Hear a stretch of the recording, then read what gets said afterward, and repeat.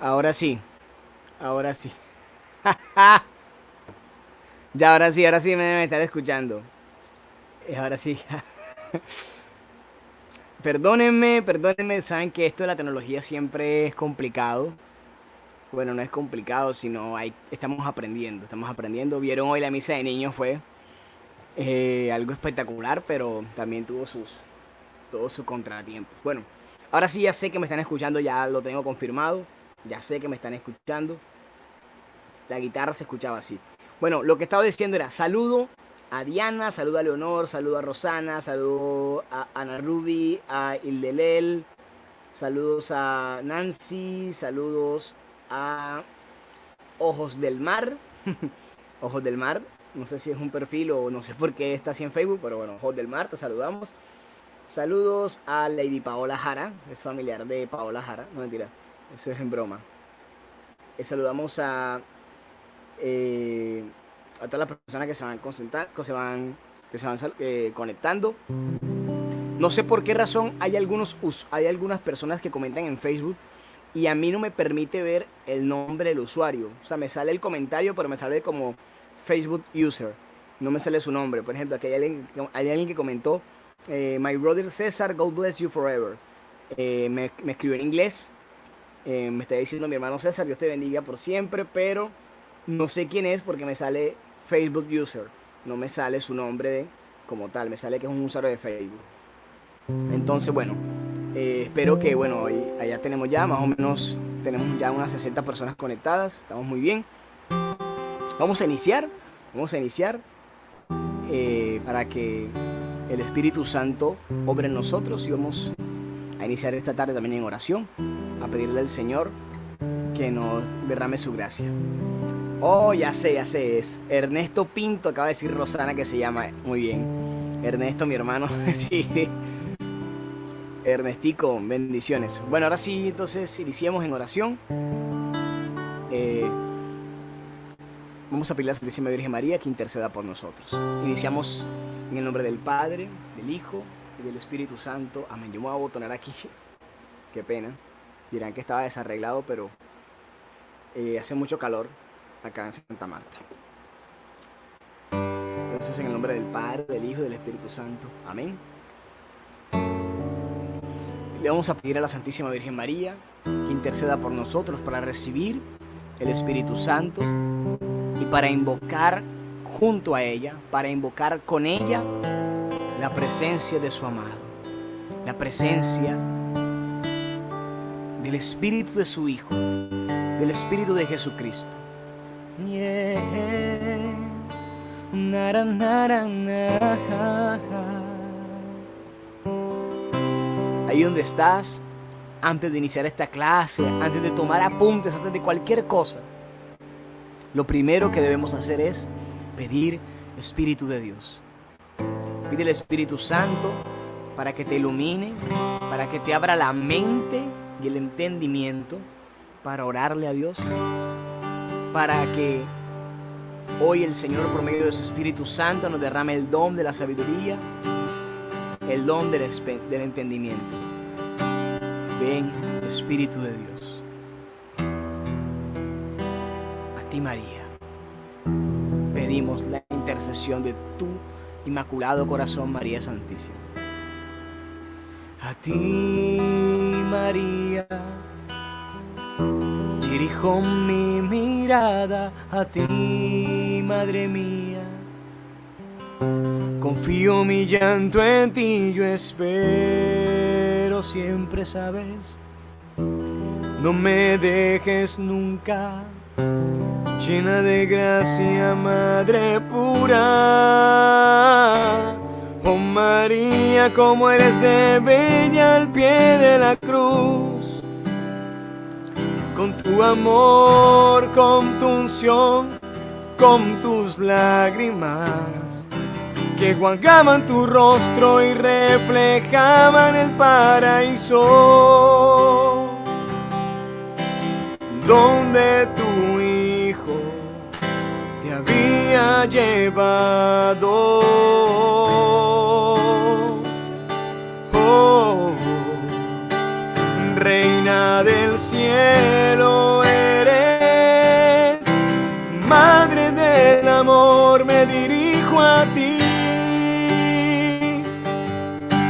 Lleva mi oración al Rey de Reyes. Y como lo hiciste en Caná, intercede por mí. Y la gracia vendrá. Y la gracia vendrá. Yo te invito a que cierres tus ojos en este momento, hermano, y que le digas: María, a ti dirijo mi mirada. A ti, María, dirijo mi mirada, porque tú sabes a dónde mirar. Y hoy que vamos a hablar de ese texto donde tu hijo se queda en Jerusalén y a ti y a José se les pierde, y regálame la prontitud que tú tuviste, María Santísima, de ir a buscarlo inmediatamente. Que si se pierde Jesús de mi vida, yo pueda ir a buscarlo inmediatamente. A ti, María, a ti, Madre mía, dirijo mi mirada. A ti, María, dirijo mi mirada. A ti, Madre mía, confío mi llanto en ti, yo espero siempre, ¿sabes? No me dejes nunca, llena de gracia, Madre pura. Oh María, como eres de bella al pie de la cruz, con tu amor, con tu unción, con tus lágrimas, que enjuagaban tu rostro y reflejaban el paraíso, donde tu hijo me había llevado. Oh, Reina del cielo eres, Madre del amor, me dirijo a ti. Lleva mi oración al Rey de Reyes. Y como lo hiciste en Caná, intercede por mí. Y la gracia vendrá. Y la gracia vendrá. Oh, la gracia vendrá. La gracia vendrá. Amén. Amén. Digamos juntos: proclama mi alma la grandeza del Señor, se alegra mi espíritu en Dios mi Salvador, porque ha mirado de la humillación de su esclava. Desde ahora me felicitarán todas las generaciones, porque el poderoso ha hecho obras grandes por mí. Su nombre es santo, y su misericordia llega a sus fieles de generación en generación. Él hace proezas con su brazo, dispersa a los soberbios de corazón, derriba del trono a los poderosos y enaltece a los humildes. A los hambrientos los colma de bienes, y a los ricos los despide vacíos. Auxilia a Israel su sierva, acordándose de su misericordia, como lo había prometido a nuestros padres, en favor de Abraham y su descendencia por siempre. Amén, amén, amén. Bueno, iniciamos entonces nuestro momento de formación, después de haber dispuesto el espíritu para que la mente y el cuerpo se dispusieran también. Vamos entonces voy a poner el mouse acá, a mostrar, a presentar un poco entonces lo que vamos a ver. Ahí está de modo chiquitico, aquí está de modo grandecito, y es donde habíamos quedado la clase pasada. Vamos a ver el texto en el Evangelio de Lucas, capítulo 2, versos del 41 al 52. Lucas 2, los que tienen su Biblia, los que están anotando, Evangelio de Lucas, en el capítulo 2, versículos 41 al 52. Muy bien. Les pido perdón si en el video se escucha un sonidito así más fuerte. Es que tengo el abanico aquí pegado porque literal a esta hora hace mucho calor. Entonces tengo el abanico aquí, que este abanico suena más que lo que echa, pero gracias a Dios lo tenemos. Lucas 2 del 41 al 52, vamos a leerlo. Dice así: para la fiesta de Pascua iban sus padres todos los años a Jerusalén. Cuando cumplió 12 años, subieron a la fiesta según costumbre. Al terminar esta, mientras ellos se devolvían, el niño Jesús se quedó en Jerusalén, sin que sus padres lo supieran. Ojo a este versículo, el niño Jesús se quedó en Jerusalén sin que sus padres lo supieran. Pensando que iba en la caravana, hicieron un día de camino y se pusieron a buscarlo entre los parientes y los conocidos. Es decir, dentro de la caravana, un día entero empezaron a buscarlo, los que había explicado la clase pasada, que eran caravanas de gente inmensa, que ya regresaban de Jerusalén a Nazaret, y era un gentío impresionante que iba a adorar a Dios. Y todo eso era a pie, eran caravanas de gente. Dice, y al no encontrarlo, regresaron a buscarlo en Jerusalén. Al no encontrarlo en la búsqueda de la caravana, les tocó entonces ahora sí, bueno, vamos para Jerusalén, tocó devolvernos.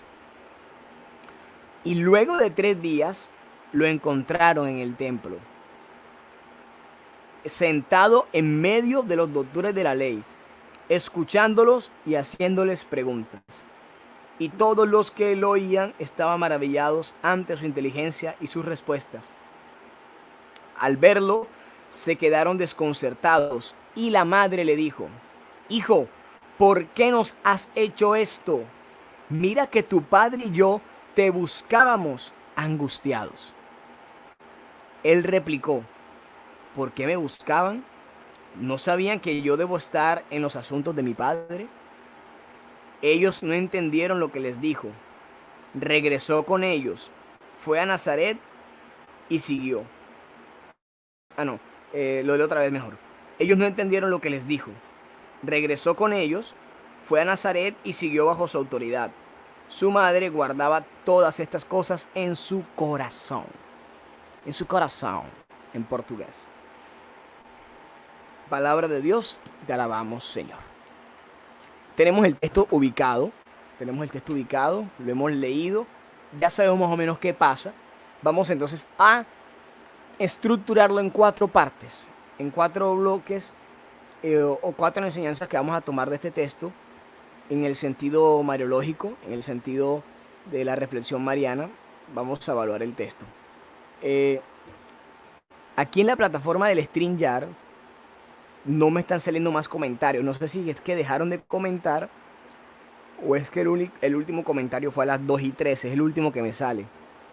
No sé si es porque me está fallando el internet o no sé.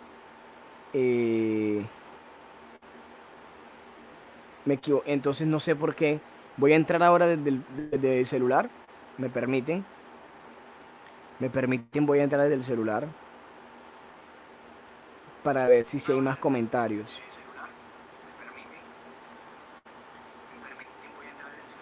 Sí, ya me estoy dando cuenta que sí hay más comentarios.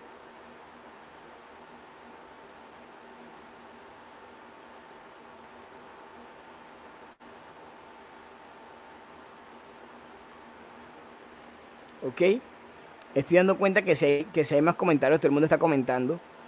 Entonces, sí, ahí vi el comentario que decía pasaje de la pérdida de hallazgo. Sí, tienes razón, es el pasaje de la pérdida de hallazgo, no es el de la presentación. El de la presentación fue el pasado. Tiene toda la razón ahí. Creo que fue Rosana la que lo dijo. Bueno, no sé por qué razón no puedo ver los comentarios, entonces voy a hacer una cosa mejor. Voy a quitar el celular, voy a quitar los comentarios y no los voy a ver. Me voy a concentrar en dar la clase y al final veo los comentarios para las preguntas. Ya sé que me están escuchando. Entonces, bueno, iniciamos en nuestra búsqueda del tema.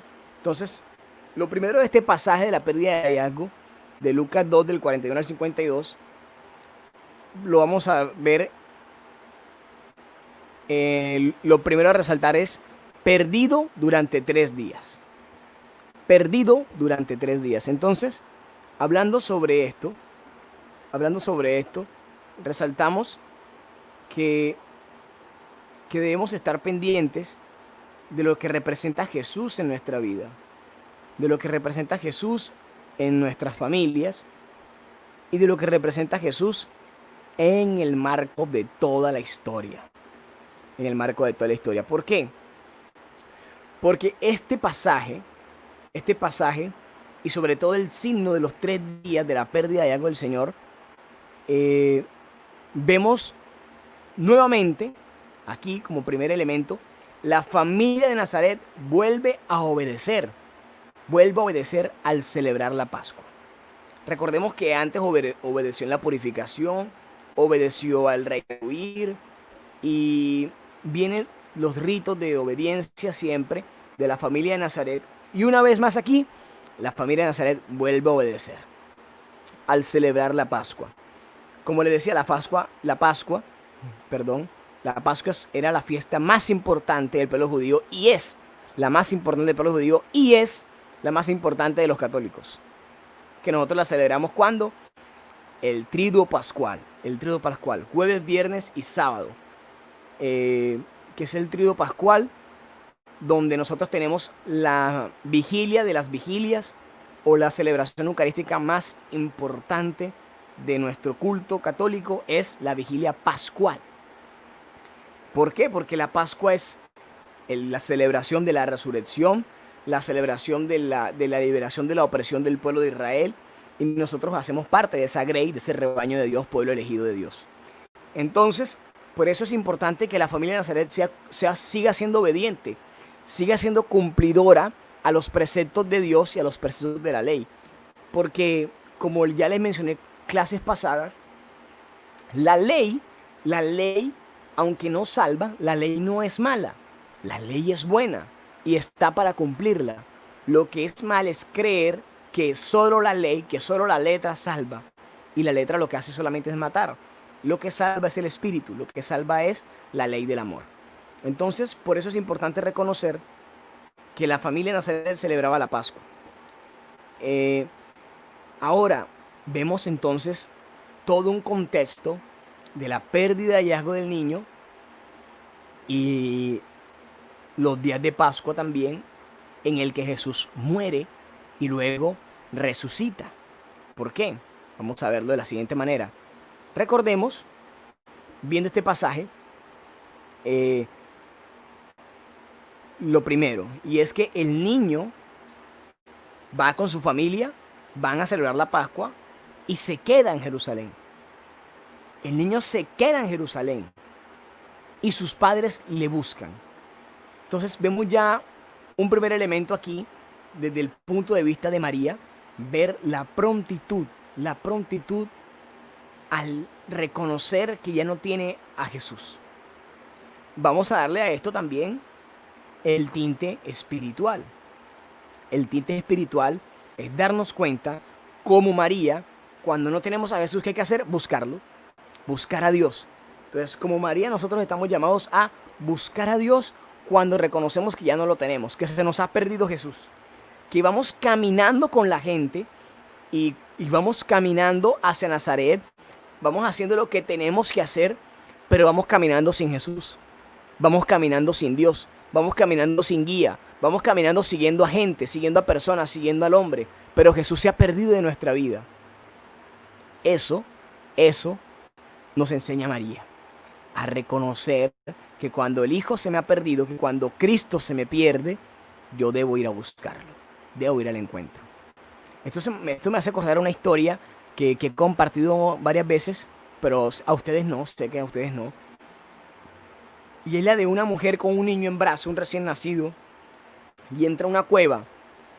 Y en la cueva se encuentra con un gran tesoro, con muchas joyas, muchos elementos de oro, platos, vasos, joyas, cadenas, todo, muchos recipientes de oro, todo está lleno de oro, esa cueva está llena de oro.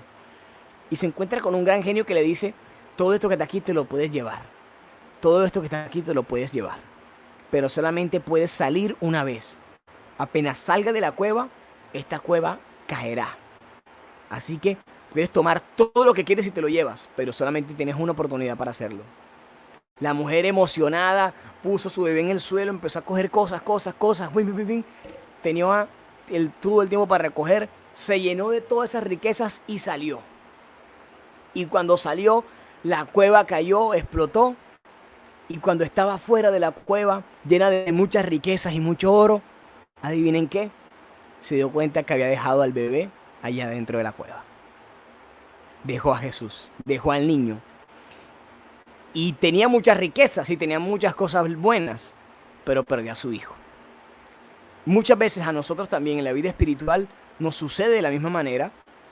Cuando pensamos tanto en las bendiciones y en las riquezas que Dios nos puede dar, tanto materiales como espirituales, y no valoramos que tenemos al Hijo de Dios, que tenemos a Jesús, que tenemos al Rey, que tenemos al Mesías. Eso es algo importantísimo que nosotros debemos tener presente. Entonces, por eso cada uno de nosotros debe, como María, buscar a Jesús.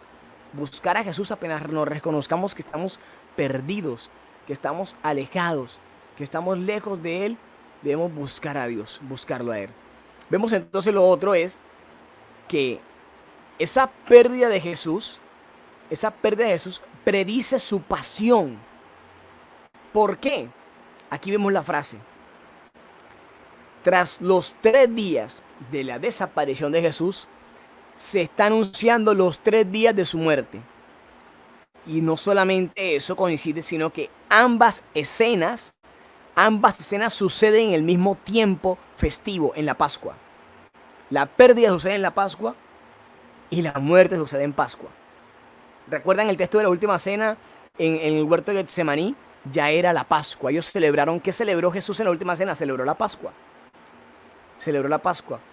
Y le dieron muerte al día siguiente en el pretorio, en la cruz, y luego resucitó al tercer día.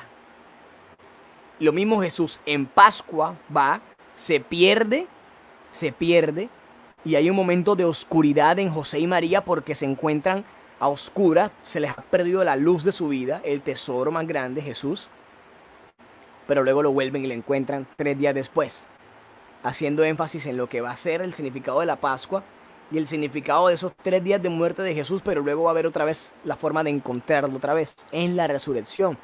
Y ambas escenas acontecen en la Pascua, suceden en el tiempo de Pascua. Entonces, esto es algo muy bello, ver y darnos cuenta que todo lo que acontece en Jesús es maravilloso. Ahora, ¿qué hace Jesús allí? ¿Y qué tiene que ver María con lo que a Jesús acontece en el templo?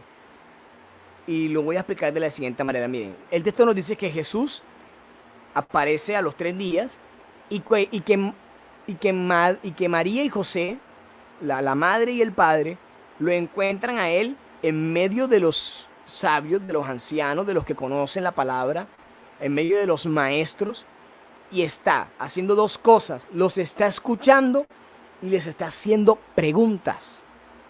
Es decir, Jesús está aprendiendo.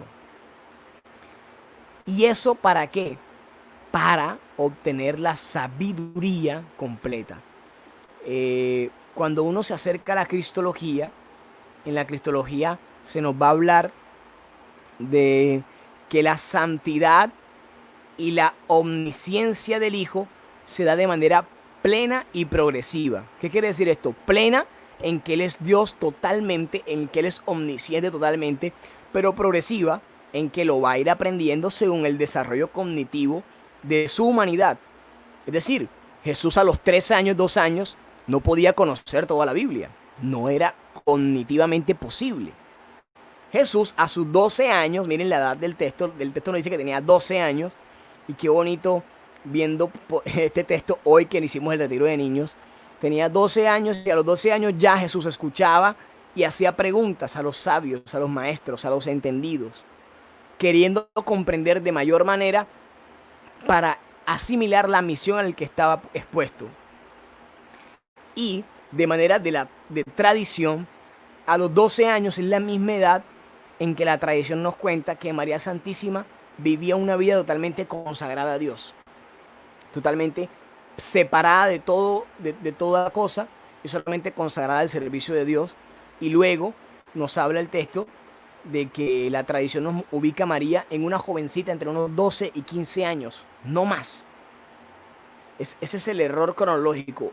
Entre 2 y 15 años, 3 añitos tenemos ahí de error cronológico en las investigaciones históricas y de la tradición. Entonces vemos ahí también cómo coincide la edad del hijo y la edad de la madre en ese encuentro y curiosidad de lo divino. Ahora también vemos que hay una cosa. A los padres, la respuesta del hijo que la vamos a tratar, la respuesta del hijo que es que estaba en las cosas de su padre, sorprende y desconcierta. Sorprende y desconcierta. Y eso va a invadir a sus padres. Eso nos quiere decir que María y José de momento no entendieron la respuesta que dio Jesús. Pero bellamente el verso 51, lo leo otra vez. El verso 51 dice que su madre guardaba todas estas cosas, ¿dónde? En su corazón. María lo guardó. María no lo comprendió, pero lo guardó. Y ese guardar de María es lo que va a hacer posible que ella lo pueda comprender después. Eso es lo bello de María. Y eso es lo bello del Señor, miren. Eso es lo bello del Señor. Que nosotros a veces estamos haciendo y estando en la obra de Dios y a veces no entendemos lo que Dios nos pide, pero sí tenemos la promesa de que lo entenderemos después. Esa es la gran promesa que nos regala el Señor. Entonces, teniendo esto presente,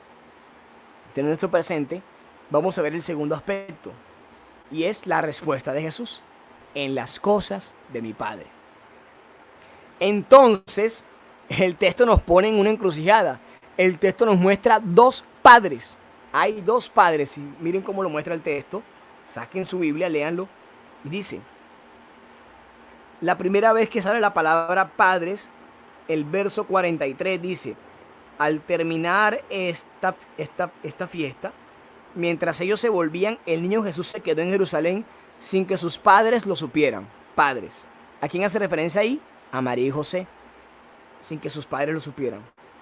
Luego, lo menciono otra vez, María le dice: hijo, ¿por qué nos has hecho esto? Mira que tu padre y yo te buscábamos angustiado. Cuando María dice tu padre y yo te buscábamos angustiado, ¿a quién se refiere? A José.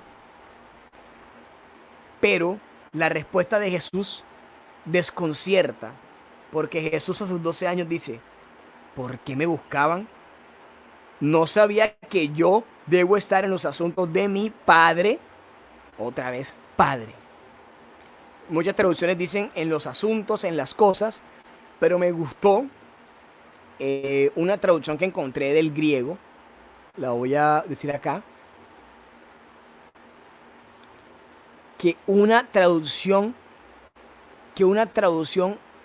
fiel de ese texto es: en la morada o en la casa de mi Padre.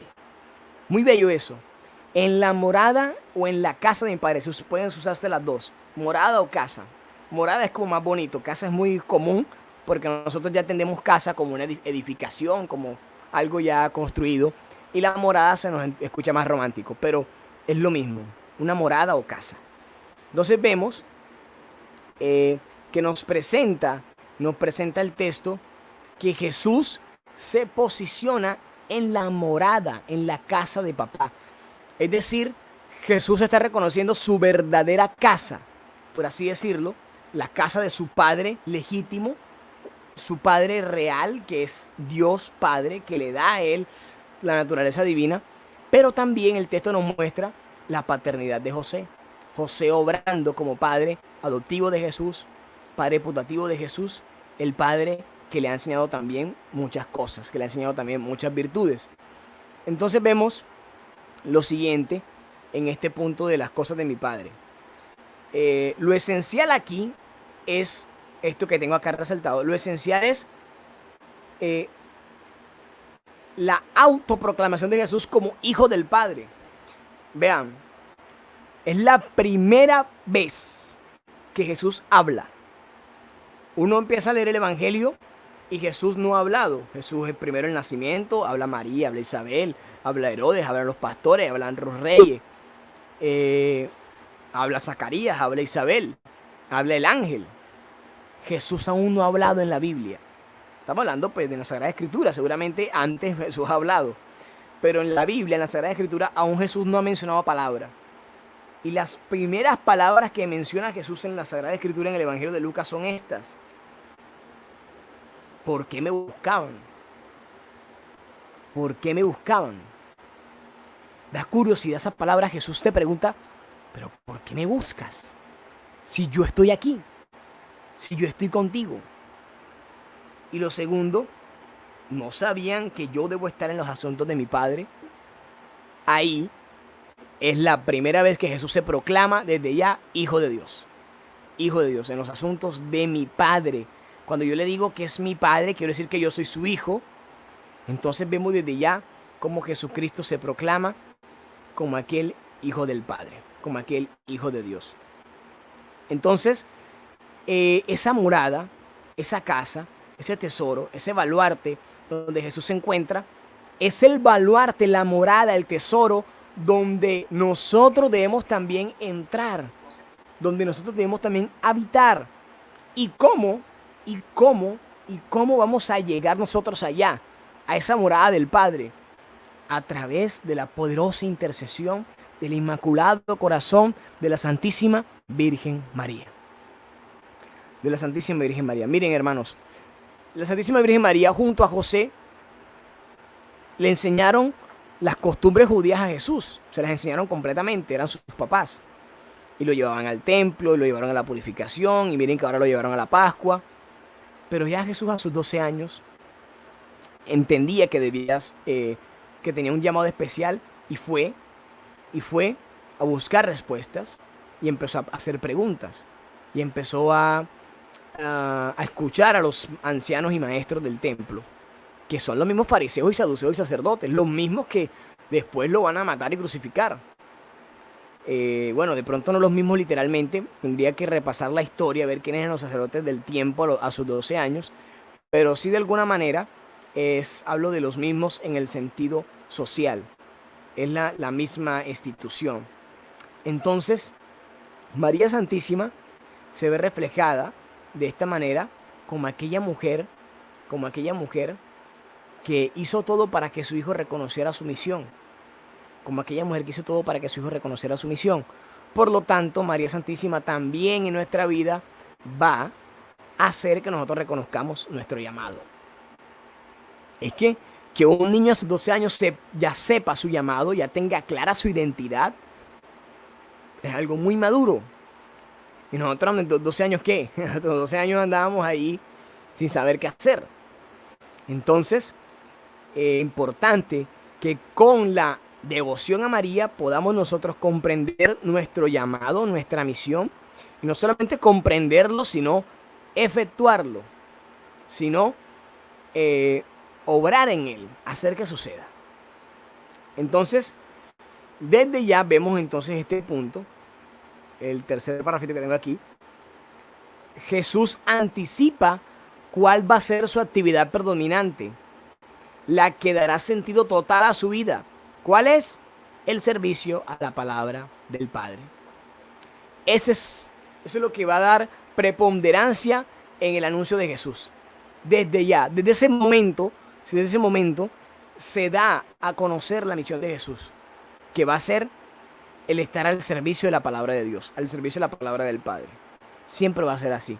Incluso vemos en las oraciones de Jesús, en sus invocaciones de su vida al Padre, de su regreso al Padre, como Él dice: Padre, yo les he dicho todo lo que tú me has mandado a decir.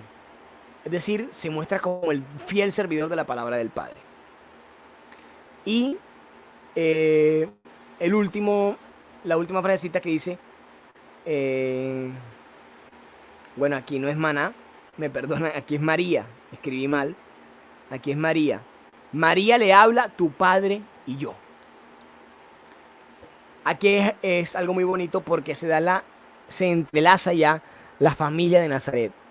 Tu padre y yo, que es María y José y Jesús. Tu padre y yo te buscábamos angustiados. ¿Qué refleja eso? Preocupación y amor.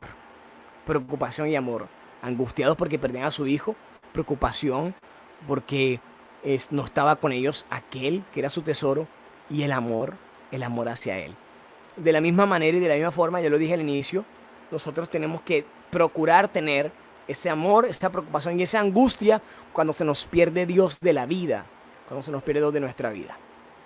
Sigamos entonces con el tercer punto, que es un Jesús que desconcierta. Un Jesús que desconcierta. Le voy a dar un momento para que cada uno de ustedes lea ese pasaje. Lea ese pasaje. Vamos a leer este pasaje. Lucas, vamos a leer ese pasaje. Vamos a leer ese pasaje. Lucas 2, ya se lo dije. Lucas 2 del 41 al 51. Vamos a leerlo completo. Léalo completo. Y para poder entender este punto del desconcierto de Jesús, desconcierta a su padre y a su madre. Vamos a leerlo un momento. Vamos a leerlo un momento y enseguida vamos a explicarlo. Voy a dar un minutico para que lo lean bien y así podamos entender mejor esta parte del texto.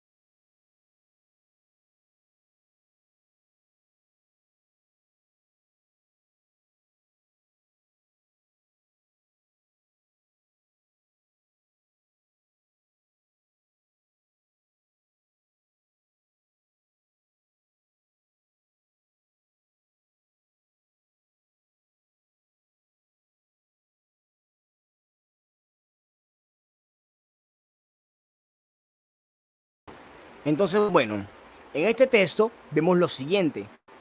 Vamos a entender este desconcierto de Jesús de la siguiente manera. Desde su primera manifestación, Jesús desconcierta porque manifiesta sabiduría. Ojo, manifiesta sabiduría, pero al mismo tiempo que manifiesta sabiduría, manifiesta una sumisión ante sus padres.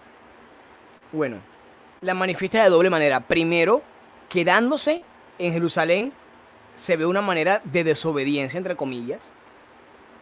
Pero luego vemos cómo el texto nos va a decir, en la última parte, que siguió bajo su autoridad. Versículo 51. Regresó con ellos, se habla de Jesús, fue a Nazaret y siguió bajo su autoridad. Es decir, Jesús se volvió sumiso a su padre y a su madre, pero antes tuvo un acto de rebeldía. No es un acto de rebeldía, no es un acto de desobediencia en sí, sino es una sumisión completa en su humanidad y en su divinidad. Sumisión en su divinidad porque obedece a su Padre del cielo, a su Padre real, a su Padre consustancial, es decir, de la misma naturaleza, que es de la misma naturaleza de su Padre. Pero también es sumiso a su padre putativo, esposo de su mamá, que no le dio tal vez, no lo engendró, no es de sus entrañas, pero sí es padre en la educación, sí es padre porque lo ha cultivado, porque ha estado con él en su crecimiento. Entonces vemos la doble sumisión del hijo.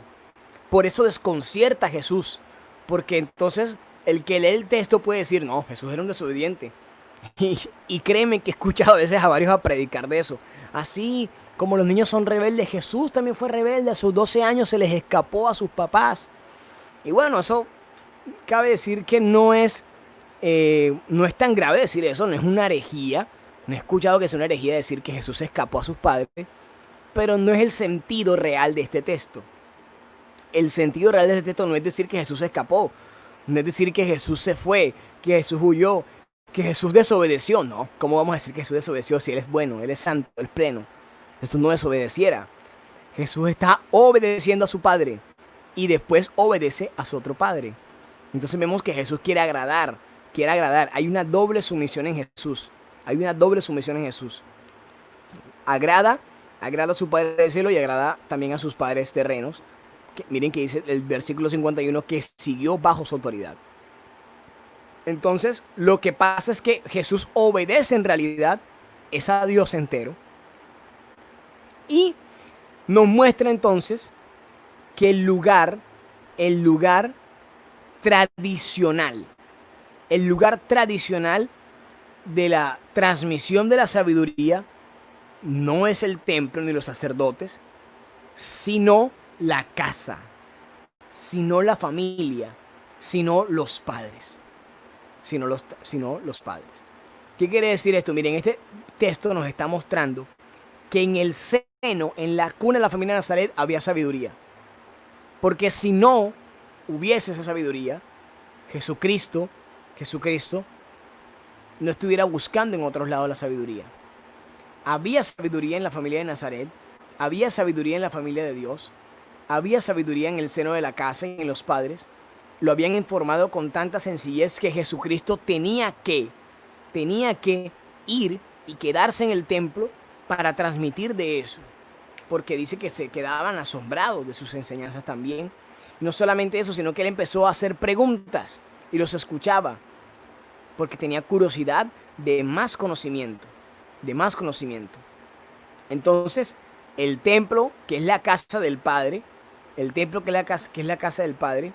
nos muestra una sumisión que no es contradictoria, sino que se da ante dos padres.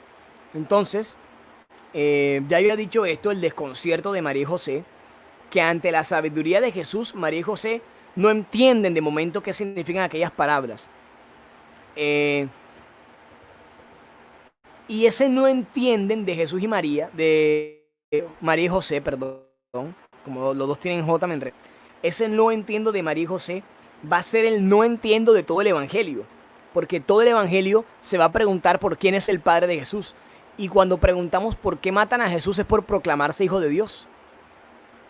Ese es el gran dilema del Evangelio y el gran anatema por el cual matan a Cristo. Por declararse hijo de Dios. Por declararse rey de los judíos. Por eso lo matan. Y todo el Evangelio se va a hacer la pregunta, ¿quién es el Padre de Jesús? ¿El que vive en Nazaret? ¿El del templo? ¿El del cielo? ¿Quién? Entonces, ¿él es hijo de José o es hijo de Dios? Entonces vemos que las primeras palabras de Jesús en el Evangelio de Lucas declaran con toda certeza la identidad de Jesús. ¿Cuál es? Hijo de Dios. La identidad de Jesús es ser hijo de Dios. Y esta es la cuestión central de este texto. A través de la función de intercesión de María, ¿cómo obra María aquí? Ya vamos a la parte de la revelación mariana. ¿Cómo obra María aquí? María es la mujer que lleva a Jesús al templo. Recuerden la primera vez que el texto pasado en la presentación, ¿por medio de quién llega la gloria al templo? Por medio de María. María lleva a Jesús en sus brazos y lo lleva al templo. Y luego vemos este pasaje. 12 años después, vuelve otra vez María y José a llevar a Jesús al templo. Seguramente todos los años iban porque la Pascua es anual. Pero estamos viendo que la Biblia nos presenta que 12 años después lo llevan. Y los números en la Biblia tienen un significado especial. Y el número 12 habla de la totalidad de las tribus de Israel, que van a ser los mismos números de los apóstoles, 12 también, y que nos hablan de la totalidad del pueblo de Dios. Por eso son 12 tribus, por eso son 12 apóstoles. La totalidad del pueblo de Dios se congrega ante la presencia de Jesús en el templo 12 años después. El número 12, la totalidad del pueblo de Dios. Por eso es hermoso ver este texto y ver cómo María, la mujer que vimos en el Magnífica, que todas las generaciones la felicitarán, es aquella mujer que vuelve otra vez a llevar a Jesús al templo y hace que Jesús reconozca y diga esas primeras palabras de, de su identidad. Vemos entonces, se habla de que María anticipa la hora de Dios. Eso lo vamos a hablar en el Evangelio de Juan cuando veamos el significado de la hora y veamos el texto de las bodas de Caná, que creo yo lo vamos a ver en la clase número 10. Estamos en la 8. Entonces, vemos que María anticipa el primer milagro de Jesús y la hora. Por medio de la intercesión de María se dan las bodas de Caná. Pero antes de eso hay que darnos cuenta que por medio de una pregunta de María, Jesús hace su confesión de identidad. ¿Sí se entiende eso? Por medio de una pregunta de María, María suscita en Jesús una respuesta que es su identidad. ¿Por qué? María le pregunta, ¿por qué nos has hecho esto? Vemos que siempre que María le pregunta algo a Dios o le pregunta algo a Jesús, le dice algo a Jesús, que son pocas conversaciones que ellos tienen, vemos siempre como ese tono fuerte. Pues yo lo veo de esa manera, como un tono fuerte. Vemos primero en las bodas, es diciéndole, hagan lo que él les diga. No hay vino, se les acabó el vino, hagan lo que él les diga. Le digo esas dos cosas. Como usted verá qué hace. Y aquí lo mismo, en este tono como que, ¿por qué nos haces esto? Vino Jesús de Nazaret, venga para acá, ¿usted por qué nos hace esto? Y viene la respuesta de Jesús, que habla de la identidad. Yo debo estar en los asuntos de mi papá, en la morada de mi padre, en las cosas de mi padre. Entonces es muy bonito ver que por medio de María se da entonces la primera confesión de la identidad de Jesús. Jesús a sus 12 años ya confiesa su identidad, ya está identificado con lo que va a hacer. Entonces, ya viendo lo que está escrito acá, la primera manifestación de Jesús desconcierta porque manifiesta que Jesús sabe, es sabio. Entonces, por eso declara su identidad, lo que hemos dicho. Vamos entonces al último apartado. Con esto terminamos la clase de hoy. Hoy nos ha rendido, gracias a Dios. Vamos a terminar este apartado. Para la próxima clase terminar Lucas y hablar un poco de Hechos de los Apóstoles. Y luego ya meternos con Juan. Dice el cuarto apartado, María la mujer creyente. ¿Por qué María la mujer creyente? Primero por el texto del versículo 51 como termina. Y es diciendo, su madre conservaba en su corazón el recuerdo de todo aquello. Esa es una traducción que me gustó mucho. Uno siempre encuentra la traducción y María guardaba todas estas cosas en su corazón, ¿cierto? Uno siempre encuentra esa traducción. Ya me cargaron los comentarios aquí en StreamYard. Estaba como que oprimido el internet aquí. Necesitaba una liberación de este internet. Que les confieso que hoy estoy desde las 6:30 de la mañana en el computador todo el día. Por toda la cuestión que hicimos hoy. Bueno, eso es otro tema. Para terminar entonces, María la mujer creyente. Siempre encontramos el texto que María guardaba todo en su corazón. Pero, este texto nos habla, lo encuentro de la traducción de la Vulgata Latina. La Vulgata Latina es una traducción muy fiel que se hace del griego al latín. De la traducción griega de la Biblia, que es la más original, al latín, que fue la primera traducción que se hace de la Biblia. Y la Vulgata Latina nos da esta traducción, dice que su madre conservaba en su corazón el recuerdo de todo aquello. Mira, esta frase dice más que lo otro. Lo otro decía, María guardaba todo esto en su corazón. Y suena muy romántico, muy lindo. Pero esta dice muchas cosas más. Primero, conserva en su corazón. Y segundo, un recuerdo, el recuerdo de todo aquello. Yo me imagino a esa madre, imagino a la madre de Jesús guardando en su corazón todos esos recuerdos. Es que no solamente los guardaba, los conserva. Todo lo que vivió Jesús, María lo tiene. Todos los recuerdos, María los tiene conservados en su corazón. Por eso María es la perfecta creyente. ¿Por qué? Ya les voy a dar la razón. El por qué es la perfecta creyente. Porque dentro de la tradición judía y de la historia de Israel y también dentro de la doctrina católica se ve un género literario muy usado y es el midrash. Y el midrash es un recordar, que es lo que grandemente nos falla a nosotros. A nosotros los cristianos nos hace falta recordar. Porque gracias al recordar, el pueblo nunca perdió la fe. Gracias al recordar, el pueblo nunca perdió la fe, porque aunque tuviera momentos fuertes, por ejemplo, aunque en este momento yo tuviera una tormenta en mi vida muy fuerte, donde no tuviera nada que comer, donde tuviera hambre, donde estuviera en enfermedad, donde estuviera en crisis económica, cualquier cosa, si yo recuerdo los días de abundancia y recuerdo las bendiciones que Dios me ha dado antes, yo no dudo, sino que sigo teniendo fe. Eso es el Midrash. María Santísima, con todos los recuerdos de todo lo que Dios había hecho en su corazón, con todo lo que conservaba en ella, con todos los recuerdos que guardaba, pudo estar de pie ante la espada. ¿Se acuerdan lo que hablamos la clase pasada? Esto solamente lo van a entender si vieron la clase pasada. María, guardando en su corazón todo aquello y recordando todo lo que vivió con Jesús, pudo estar de pie ante la espada. ¡Ey! Hay que ser sinceros, ninguna madre soportaría lo que María soportó viendo a Jesús. Amén, ahí están diciendo amén, amén, amén. Ninguna madre soportaría lo que vivió, lo que vivió viendo a su hijo. Ninguna madre lo soportaría. Todas las madres se meterían, todas las madres dirían, no, prefiero morir yo. Pero María, ¿por qué no lo hizo? Porque entendió. En el punto pasado les dije que María y José no entendieron. Aquí en este punto. María y José no entendieron las palabras de Jesús. No las entendieron. No las entendieron. Pero por guardarlas en su corazón María, las pudo comprender después con toda seguridad. Entonces, María pudo extrañarse de lo que hizo Jesús, claro. Incluso pudo reprenderle que fue lo que hizo. Le preguntó como en forma de regaño. Pero no es insensible al misterio que rodea. Ojo a esto. María pudo extrañarse lo que hizo Jesús, pudo reprenderle, pero no es insensible al misterio que lo rodea. No es insensible.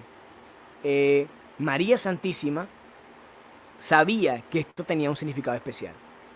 Por eso, concluimos con esto.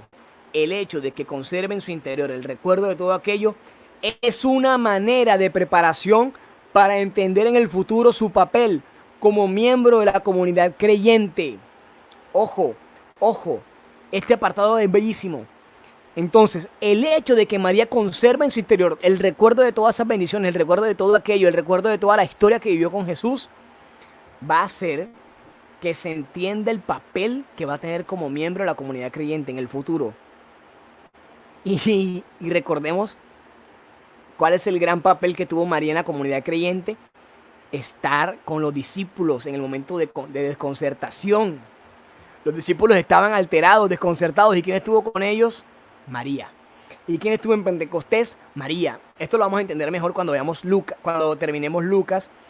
Y Lucas lo terminamos viendo Hechos de los Apóstoles. ¿Por qué mezclamos Lucas con Hechos de los Apóstoles? Porque Hechos de los Apóstoles, en la gran mayoría de sus capítulos los escribió Lucas. Entonces, por eso Hechos de los Apóstoles hace parte de los escritos de Lucas, ¿ya? Así como Juan, también el evangelista Juan también escribió las cartas y también escribió Apocalipsis, por ejemplo. Entonces, así también Lucas escribió el evangelio y escribió también muy posiblemente Hechos de los Apóstoles. Tienen mucha relación. Por eso terminamos Lucas con los Hechos. Entonces, terminando con esto, hermanos, María Santísima tiene un papel importante en la comunidad creyente, y es aquella que está de pie ante la espada, aquella que sabe perseverar en las crisis, aquella que sabe mantener la calma y la paz en medio de la tormenta. Esa es María Santísima. Entonces, con esto terminamos hoy. No sé si hay preguntas. Voy a ir subiendo a ver si me encuentro algunas preguntas aquí en los comentarios. Dice que por ello decimos que las pruebas fortalecen nuestra fe. Totalmente, las crisis fortalecen la fe. María es nuestro ejemplo a seguir, amén. María es el ejemplo a seguir. Los recuerdos la sostenían en el dolor de la cruz, sí, Señor. Exactamente esto es lo que estoy diciendo. ¿Qué más? Interesante la clase, bendito sea Dios. En la morada de la casa de mi padre, bien.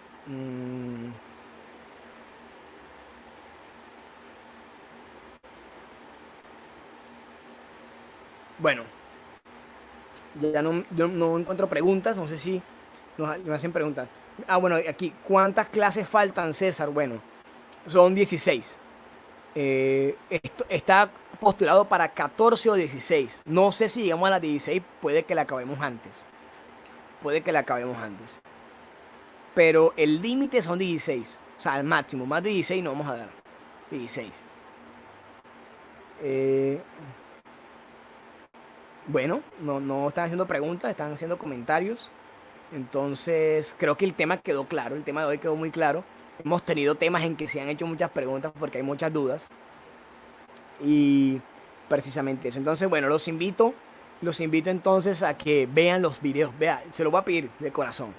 He tenido muchas personas que me escriben al Instagram, al Facebook, al WhatsApp, diciéndome que están perdidos, diciéndome que están viendo, por ejemplo, se ponen a ver la clase 7 sin haber visto la 6, la 5 y la 4. Entonces, están perdidos. Están perdidos porque no saben lo que ya se ha hablado.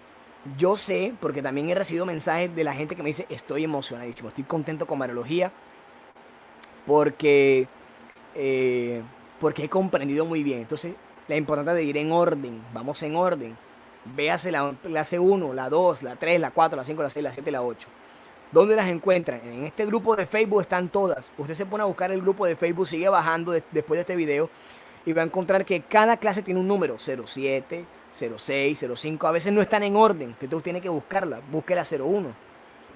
Y si no, y si cree que eso es mucho trabajo, entonces váyase al canal de YouTube de Familia Parresía y ahí busca Escuela de María. Y también le va a aparecer por número 01, 02, 03 y con la fecha. Entonces, para que entendamos. Entonces, bueno, listo.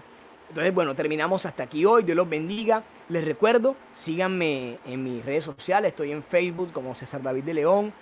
Y en Instagram principalmente, donde más estoy montando contenido actualmente, @César Misionero. @César Misionero. Y bueno, Dios los bendiga a todos. Espero que nos encontremos el próximo sábado. El próximo sábado ya normal a las 11 de la mañana. Hoy fue a las 2 por motivos del retiro de padres. Del retiro de niños, que retiro de padres, del retiro de niños. Entonces nos vemos. Nos vemos entonces en la próxima clase. Dios los bendiga. Hasta luego.